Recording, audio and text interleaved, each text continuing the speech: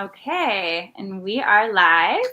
Hello, everyone. Thank you so much for joining us again for My Ocean Story number 3.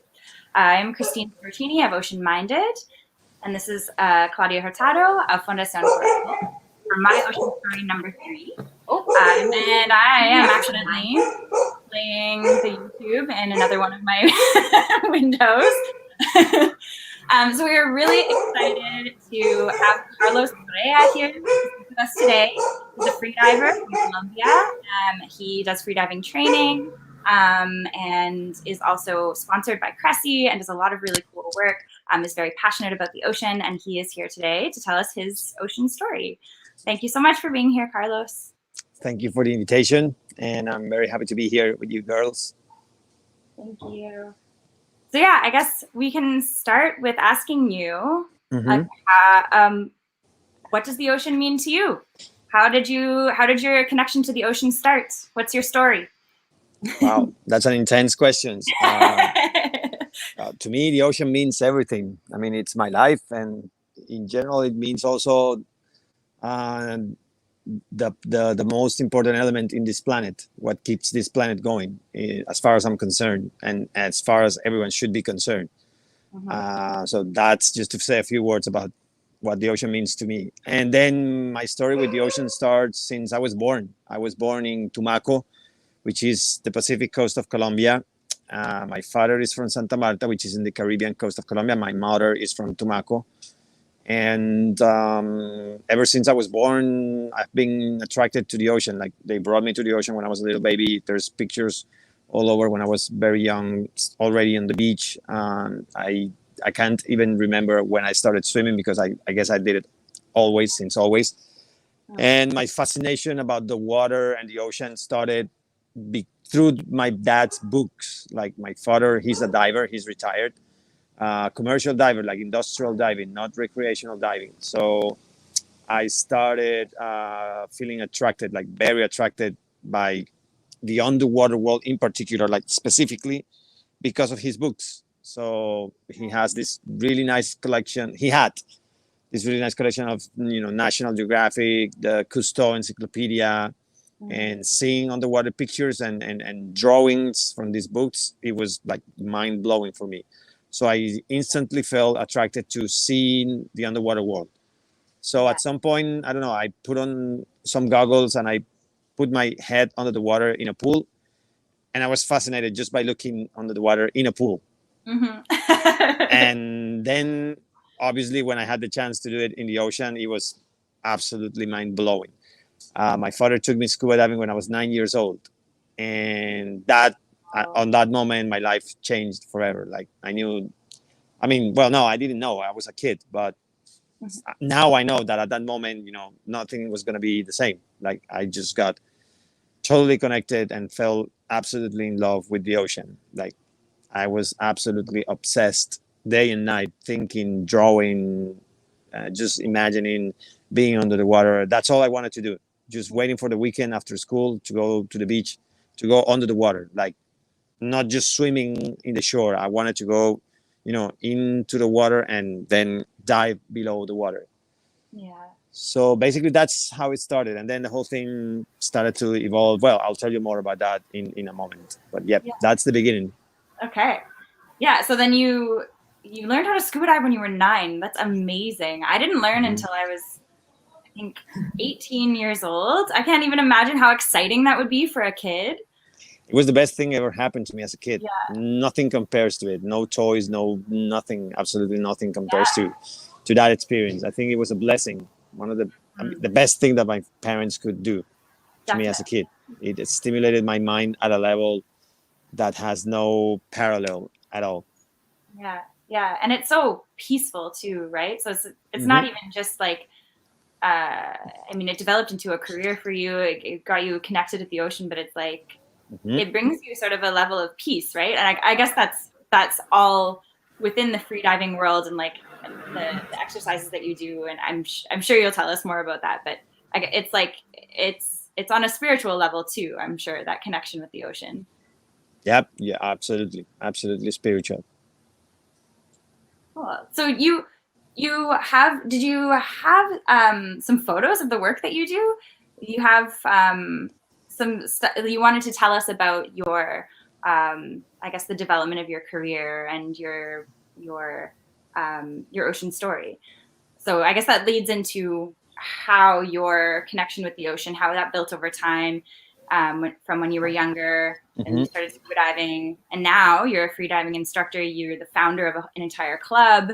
You do this on a daily basis. You're in the water all the time. Mm-hmm. So yeah, I'm wondering if you can tell us a little bit about that. What does your day to day look like? Well, how I got there, I went to university like everybody else, and I actually studied something very not so connected to the ocean. I studied finances and international sales. Oh no So I way! was working in an office, from Monday to Friday, sometimes Saturdays, and doing the whole businessman kind of thing and business trips and yeah, that kind of stuff, all that kind of stuff. And it was fun at the beginning. I did like it, but something was missing. And also it's hard in our country, in Colombia particularly, because of the opportunities. Like getting a good job that pays well is not so easy, especially in this region. So Mm-hmm. basically I lost my motivation in my job, not because I didn't like it, but I didn't like the salary. It was unfair, like absolutely unfair. So in that way I realized that the opportunities were not that easy. I looked for a job here and there and the offers were not good. And I was in this company for a few years. I was assistant and then international sales manager in this company. But like I said, it wasn't. Yeah, I didn't see that much of a future in this company. So I decided to quit. It was a big risk, but I decided to quit. And when I did that, I went to the States because I wanted to pursue my freediving career. For that, I needed to have an instructor license. And the best option at that moment was in the States.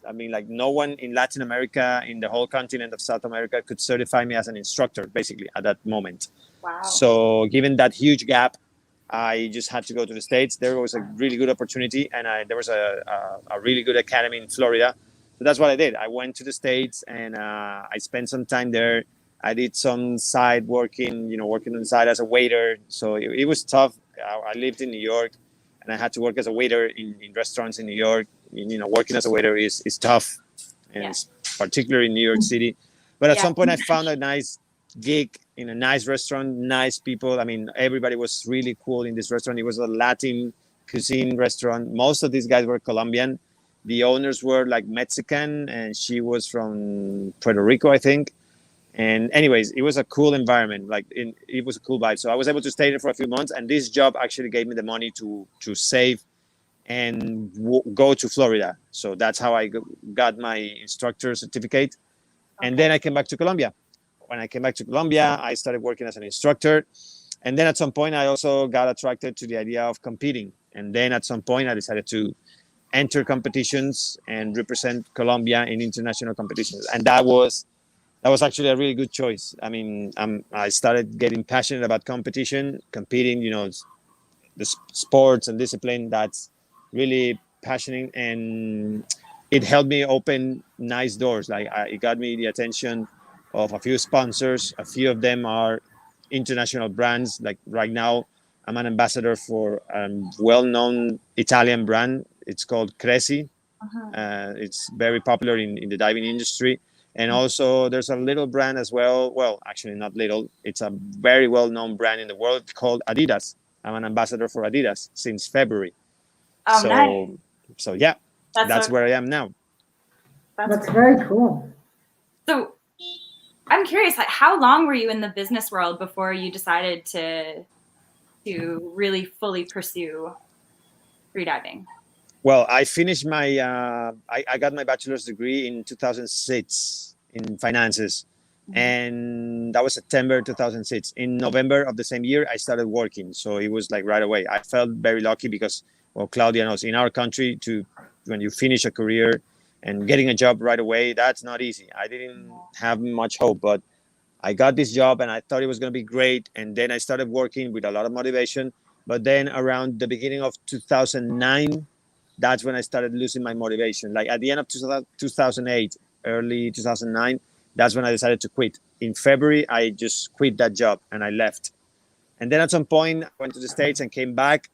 And then I went again and I came back again. And during that time, the same company hired me again. Like they offered me a better job, a better position. And I Oh, was like, okay, I did it for a few months. But then I decided to quit for the second time in the same company because I thought things were going to be different. They were not. So yeah, I was like, okay, that's it. So basically, that's the total time between 2006, 2009, and then took a break and then came back in 2012 and then finally left, absolutely left the whole business thing in December 2012. okay. But then at that point, you were already an instructor. Like I you, was an instructor already, and I already did activities. I organized competitions, and I organized a few activities. I've been always doing this. I mean, since I was a teenager. okay. I was part of. We have to pay military service here in Colombia 1 year, and during this year of military service in the police, I was in the environmental police. So I did a lot of environmental work with the police department here. So it was fun. Sometimes it was dangerous because we would have to go to dangerous places to face people. Like for example, one of the worst you can find are people who sell illegal fauna. How you call it in English? Well, you know what I mean. These Yeah, guys, Fauna. wildlife There is a smugglers. lot. Yeah, And there is a lot there, right? In Santa yeah. Marta and in that area is very It's common. been controlled a lot. Like it's very tough now. Like they don't allow it at all. There's someone somehow that manages to do it always, like like everything, but it's not like before. Like before, you could go to the public plaza, the public market, and find a store or literally like kind of a store where you could buy birds, monkeys, snakes, and but not anymore. Like thanks to the effort of many people, this is not possible anymore. Good. So, but during those days, we would go there and face these people, and take away the birds and take away the monkeys and all of these animals. It was Wow. dangerous, but it was fun. It was adrenaline. I remember being there one time, and this guy, he came running after us with a huge machete, like just come back here with my animals, and we were like run, run. And then of course our backup was I was a teenager, but we were together with professional police, so they were armed, of course, like heavily armed with automatic guns. So we felt like, okay, just get behind these guys and that's it. Nothing's gonna happen. But Mhm. it was scary at some point. I was getting a cage and this guy just brought out a machete. Yeah. So I thought he was gonna chop off my hand, Oh my but he gosh. didn't. Yeah, I So worked on a turtle conservation project for a while, and we had a lot of poachers coming by, and yeah, it was always Poachers, yeah. pretty scary. Because it's not just the poaching, right? Usually the people who are poaching animals are also involved in some other thing. criminals. Mhm. Yeah, that's true. So Carlos, when did That's you true. decide to open Delfinus? Okay, I started my freediving club. This idea came in the year 2002. I wanted to learn freediving and there was no one to teach me at all. So I just couldn't find anything. So I decided like, okay, I'll start my own thing. So, internet it was an interesting moment on the internet. There wasn't a lot of information, but I did what I could. And I knew, I have been always tried to be organized, and I have had the privilege of education. So I tried my best to organize a program, and I did what I could at that time. I was 20, 21 years old, and that's how I came with the idea and the name as well. I came with the name Delfinus at that time, because I have always felt very connected to the sea, and dolphins in particular are a very strong, special connection to me with this particular thing that I do. And freediving in general is, freediving and dolphins, it's a unique bond. There's a unique connection as well. It also has to do with the influence of a movie that I saw when I was a kid, and also a freediver. I mean, this is a movie that is inspired in the life of a freediver. So it's like a big influence in freedivers from my generation in particular. Freedivers from this Movie? new age. The movie is called The Big Blue. It's a French movie, Le Grand Bleu. It's very popular in France. I mean, this character is really well known in France. It's a movie from Luc Besson. Luc Besson is very well known in Hollywood.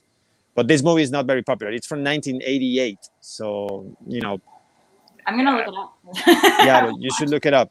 But Yeah. you can ask any scuba diver or diver in general, you know, who was born in the 80s, and he will probably know about this movie. And if he doesn't, I mean, well, yeah, he's not doing a good job. Okay.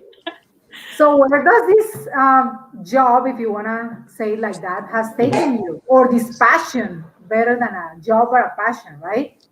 Well, it has taken me to a lot of amazing places, and still looking forward to see more. Um, all over the Caribbean coast of Colombia, I have seen amazing places all over the Caribbean coast, and it's because of what I do. La Guajira, Mayapo, all the way to the north and all the way to the south to Coveñas, Tolu, the island in Cartagena. The first time I was on those islands, it was because I was going spearfishing with some friends. So yeah, also Panama in the islands of Coiba in the Pacific coast of Panama. First time I ever saw and swam with humpback whales. That was mind blowing. Something I hope to do again this year. Well, Florida, I have been to the Keys in Florida, the Florida Keys.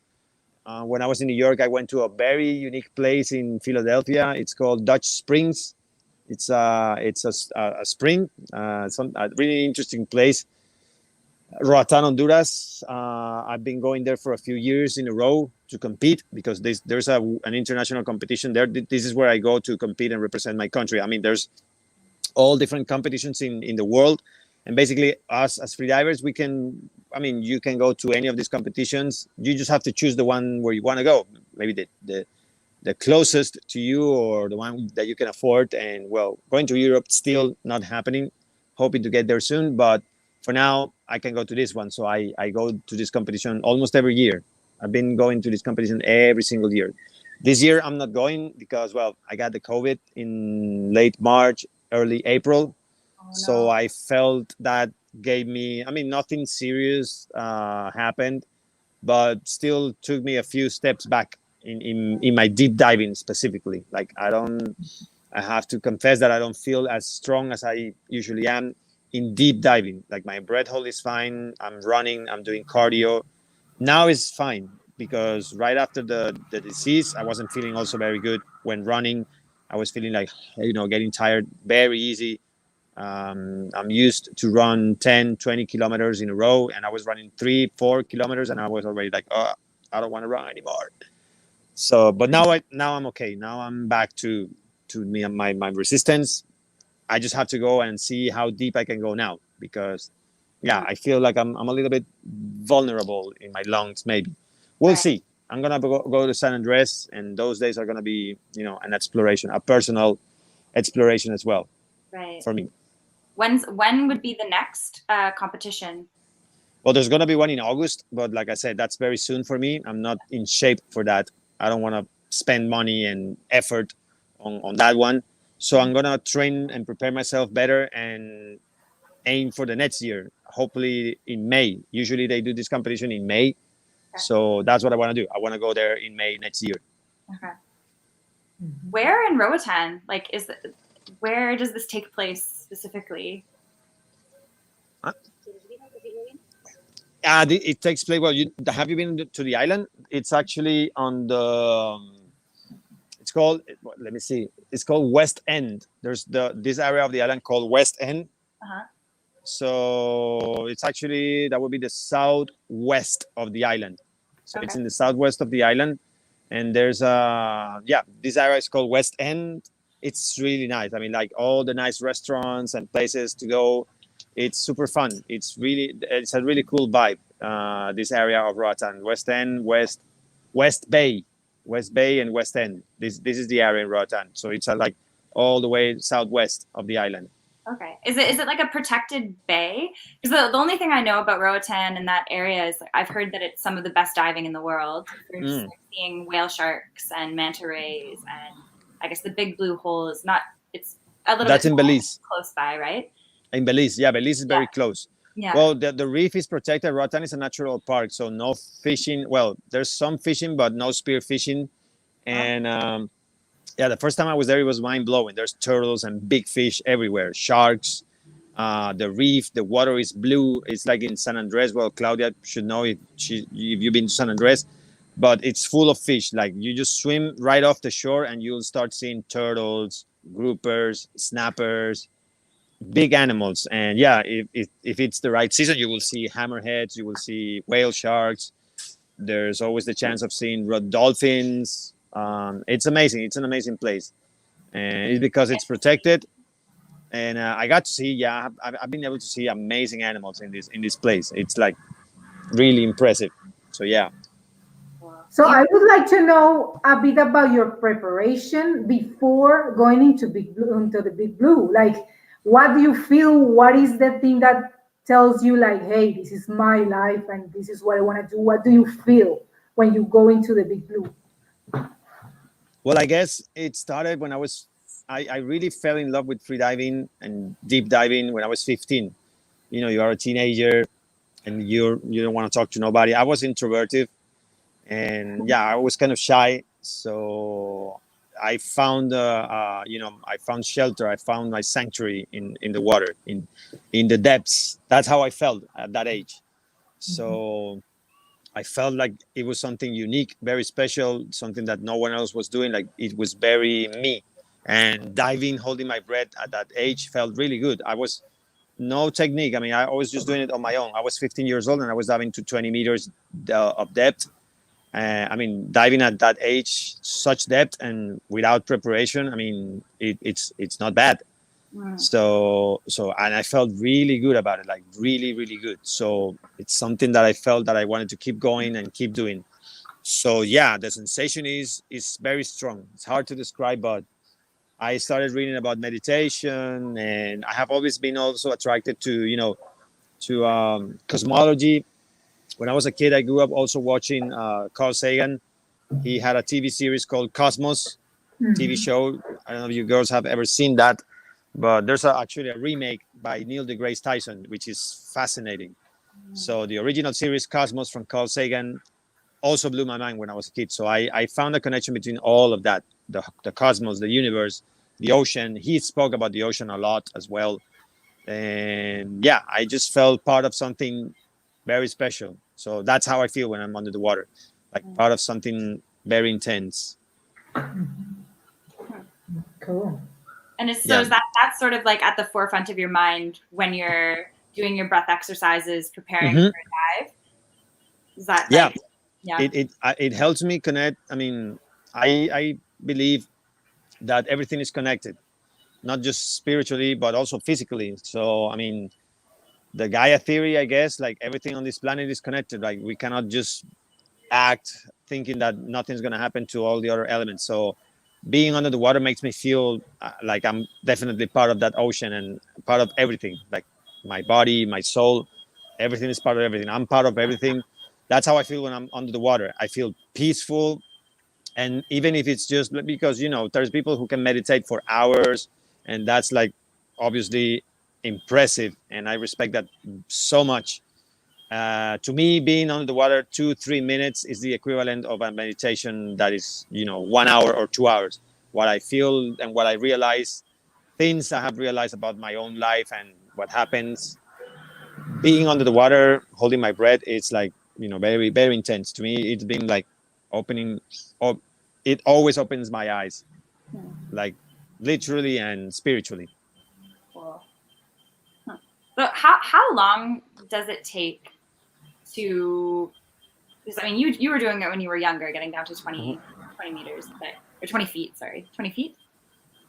Meters. That's 66 feet. Okay. Wow. Okay, so you were doing that when you were younger, but for say an adult who's never done freediving before, how long do you think it would take for someone to train to be able to get to that depth? Well, here's the cool thing. Freediving now is more popular, and also we have more information than ever, more studies and everything. So check this. Any person which is, 12 years and older, an average person can easily go to 20 meters, 66 feet on his first session of freediving. It actually happened this weekend. I had 2 students, a father and his son, and it's the first time they have ever done freediving. And the father, he did 20 meters yesterday. The son, he did 15 meters, and that's basically what it is. So any human being, like, from 12 years and older, can easily go to 20 meters on 1 or 2 sessions. I just get them out there. I obviously teach them a few breathing exercises. There's a few things obviously to learn, and that's it. You can just go down all the way to 20 meters. It's something that you can do, and it's because of something that is called the mammalian diving reflex. It's something that we all have.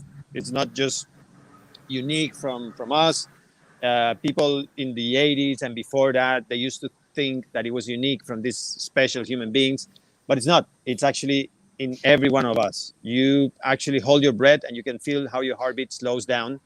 And if you surrender to the sensation, it's actually going to cause relaxation. And there's also something very specific. It's called bradycardia. It's actually when your heartbeat starts to beat slower and slower. And this happens in a much quicker way when your face enters in contact with the water. The vagus nerve, which has an extension all the way to the face, when you touch your face with the water and you relax, holding your breath, you can actually also do that experiment. Like, have someone to watch over you, and you can see it. You can feel it. You can, maybe you can take the pulse or just do it by observing a heart rate monitor. You will feel how your heartbeat slows down. It's something fascinating. I found that fascinating reading about that in books, because it's something that we have in common with whales and dolphins. Obviously, they have it much stronger, but I mean, we're not that far. We can go deeper than certain species than dolphins. There's a few species of dolphins, and humans, we can dive deeper than them. So, I mean, we are meant to be under the water much more than we could think of. Yeah. I mean, you hear a lot about people feeling calm when they're in the water. Like there's like ocean therapy, water therapy, these things, but there's actual physiological evidence of this that I hadn't heard about that until now. Yeah, absolutely. There's a bunch of studies, and absolutely, there's the mammalian diving reflex. There's what else? What's the other? Well, there's been a lot of physiological studies that allow us to understand how humans can adapt to depth in a much more easier way than we thought. I mean, during the 60s, scientists and doctors thought that the limit of a human being would be 60 meters. Like they said, like 60 meters is the limit. No one can go below 60 meters of depth. The pressure is intolerable and it would crush the human rib cage. Wow. So that was said, and it was the Holy Bible. It was like, it's science. You just cannot go deeper than that. And guess what? This French guy, Jacques Mayol, he went to 100 meters when he was 48 years old. 48. Wow. And the deepest now that we have for a human being is actually 214 meters. Wow. So those guys who said that 60 meters was the limit, well, they were wrong. But is those the 200 and something meters was assisted, like with the thing they grab and takes them down? Yeah, not free, like that's not the free. question. Yeah, they went down. This guy who has that world record, he went down with a heavy-weighted sled, and then it has like a mechanical system that brings him up full speed. So yeah, he was assisted on the way down and the way up, but still 214 meters, still deep, very so deep. How much is of the human being is able to go without the assistance of that weight? Well, the deepest dive without assistance so far is 131 meters with the monofin. Wow. The fin that looks like a dolphin tail. Yeah. Right. So swimming with that monofin, that's the deepest we have been without any assistance, like a mechanical assistance. So 131 meters, yes. And there's one record that is also very interesting. It's called constant weight with no fins. So that means swimming with no fins and nothing at all, just the rope as a guide. Mm-hmm. And the world record on that discipline is 102 meters. Wow. That's the hardest discipline. That's like very tough. And yeah, it's one very impressive discipline. So. Wow. When you compete, do you use a monofin or do you use two fins? How do you compete? There's all these different disciplines. I'm not very good with the monofin. I have been national champion in free immersion, which is pulling with the rope. and have also done national record with no fins, which is the hardest one, and it's actually the one that I like the most, I think. And you got the national record? I did a few years ago. Nice, congrats. Yeah. That's great. So So what's cool. your Yeah. goal now? What's your goal? What are you hoping to reach next? Well, I level? want to get back in shape. I want to go back to my competition shape, which I need to get back into it. I want to go back to compete, and I actually want to get some of those records again because, well, there's new free divers here in Colombia. A friend of mine, he actually took the no fins record, so I want to take it back from him. Yeah. And there's another dude, really cool guy. I have spoken with him a few times. We haven't met in person, but I'm actually hoping to meet him soon. He also has the new record in the other discipline. So yeah, at some point I want to train myself hard. Well, I haven't been able to train as much as I want. Like when I focus on training, I train really hard. But it's not that easy when you also have to work.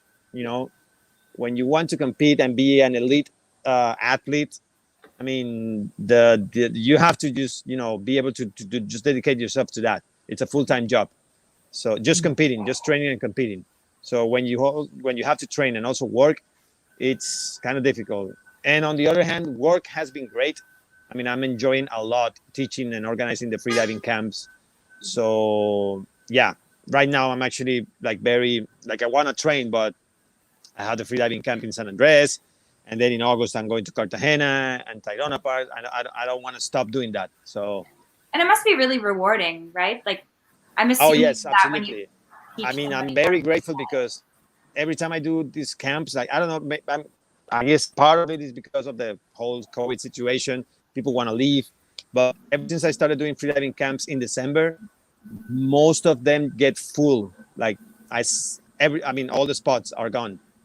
So in most of them, I'm not going to say 100%, but most of the freediving camps that I've been organizing since December last year, they all get full. Like it didn't happen before. Before I had to work hard and finding people, but now it's actually, I feel very grateful. Like people are responding. There's more interest in freediving, all levels, and I have met amazing people. Last camp that I did in Cartagena, I had a student and I'm very impressed. She's 13 years old. She's a little girl, like 13. And she went all the way down to 30 meters. wow. That's 100 feet.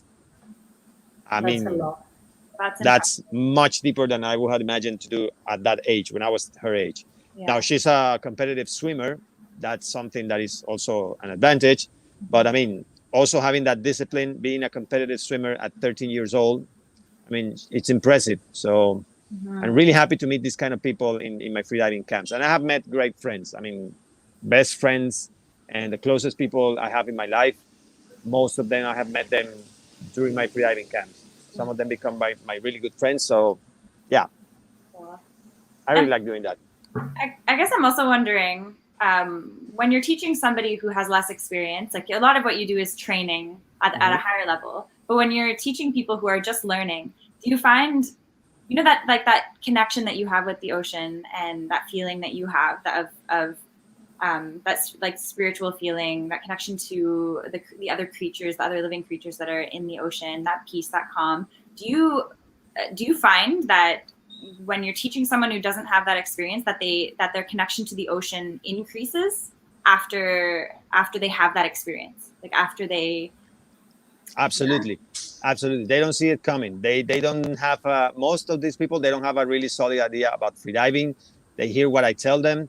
And then after taking an experience with me, they basically realize that their connection with the ocean is more authentical. They also feel a connection with themselves that is more authentical. And I actually feel very grateful for being able to show them that path. So yes, absolutely. They always, I mean, I can see it in their faces, like the connection they make. And that's what I want to bring to their experience, to their lives, like to have an authentic connection with the ocean through what I do and through what they do as well. Cool. Yeah, so I guess the last question out of the three questions that we usually ask in our stories is what do you want to tell the world about the ocean, or like what do you wish other people knew about the ocean and how that might help save it? I mean, doesn't matter where you live. If you live in the freaking middle of, anywhere in the middle of nowhere, the ocean, we rely on the ocean. We are dependent from the ocean, totally dependent. So we need to take care of the ocean right now. We're at a critical moment in mankind, and it's now or never. I mean, I think the expectations are not very good. It doesn't look very good, honestly speaking. I'm a little bit of a pessimist, I think, but at the same time, I'm also an optimist. I'm always looking for the bright side. So, anyways, what I have to say to people is that, yeah, it's now or never. I mean, once again, doesn't matter where you live. If you live in the middle of the mountains of the States, or as far as you think you could live from the ocean, sooner or later, that little bag of plastic that you threw out in the street, it's going to end up in a river. And from that river, it's going to go all the way to the ocean, to a sea turtle's stomach, or to a sperm whale's stomach. So we have to do something right now. The ocean provides most of the oxygen of this planet. It's not the forest. I mean, obviously the forests are impressive and very important, but the oceans are also very important. There's an imminent tragedy that's going to happen if the ocean collapses. I had the honor of meeting Dr. Jane Goodall in the year 2015. We ate pizza, and she wrote me a letter. I don't think many people can say that Jane Goodall wrote them letters, but I can. That's so cool. What did she say? What did she say? She called me Aquaman, which I'm very proud of. And because I was running, well, I teach freediving as a transformational tool for kids. Basically, in general, this is like an initiative it's an idea that I had a few years ago. So I teach freediving for free in communities where, they couldn't afford paying for this kind of activity. Because, freediving is one of those activities that not much people can afford. So what I do is that I teach freediving in certain communities, and I do it for free, so I can, create interest in these kids on sports and also on the environment. So yeah, she really liked the idea, and that's why she wrote me a letter. Like, it was an encouraging letter. Basically, she encourages me to keep doing it, and obviously I've been doing it, and I still do it. I'm actually gonna do that. I've been working with a group of kids in this area. It's called Huachaca, the community of Huachaca. So yeah, that's what I do. So basically, that's what she said in her letter, that it's a great job, it's a great thing what I do with freediving. It's a great way of knowing the ocean, and she basically is encouraging me to just keep doing it. So it's something I also do, like not just the teaching and not just charging money for what I do, but also giving something back. Every time I can get involved into something social or environmental with what I do, I'm super excited. Last month with Adidas, there was an international campaign, and I'm very happy and proud to be a part of. It was called Run for the Oceans, and it was a huge, massive campaign with Adidas. I mean, Adidas is linked to the best athletes in this world, a lot of money, and they did it together with a foundation called Parley. Basically, it's all about collecting plastic ocean, and Adidas wants to start making clothes, and they're already doing it, clothes and shoes from plastic ocean. So I saw that like last year that they made a shoe with Parley for the oceans, and Parley, it looked yeah, I have them. Prime cool. blue. Yeah, they're super cool for running. I went running with those shoes, 15 kilometers nonstop. You feel like you wanna, you can run the whole day. It's amazing. So yeah, that's basically really, really intense, and I'm very happy to be part of all these initiatives. Very nice. Very cool. So we love to have you here because you can talk from your side of the story. Like, there is a lot of people that doesn't know the ocean as you know it, and they are kind of scared of it, to be honest. Like, I was talking to this lady earlier today, and she said, like, I I would like to go into the ocean, but I am like totally scared of it. So I was like, you can start like just with a snorkel, going on the surface, but she was like, no, I'm scared. I'm like, she has to be one of your students, Yeah. apparently. I will give her your Absolutely. contact. Yeah, Absolutely. I'm pretty sure I can do something about it. yeah. Yeah. I'll be The more more than people happy. that get in the water, the better. Absolutely. Okay, cool. Cool. So, Well, thank do you you so have any much, other questions? Carlos. This has been really, really great. Um, is there anything else that you wanted to share before we sign off? Um, Mm, well, I mean, I'm very grateful for this invitation. You can count on me anytime if you want to do this again. If there's anything else I can do on what you're doing, like please do not hesitate on reaching out. I'll be very happy to do as much as I can to help you girls with what you're doing. I mean, thank you very much for this opportunity and for the space. And just let's just keep working together on making things better. Impossible is nothing. Thank you Yeah. so much, Carlos. All right. Well, and thank you everybody for being here for our third My Ocean story. We'll be posting about our fourth in the next couple of weeks, and we look forward to seeing you again. Thanks so much. Right. Bye Bye. bye. Bye. See you.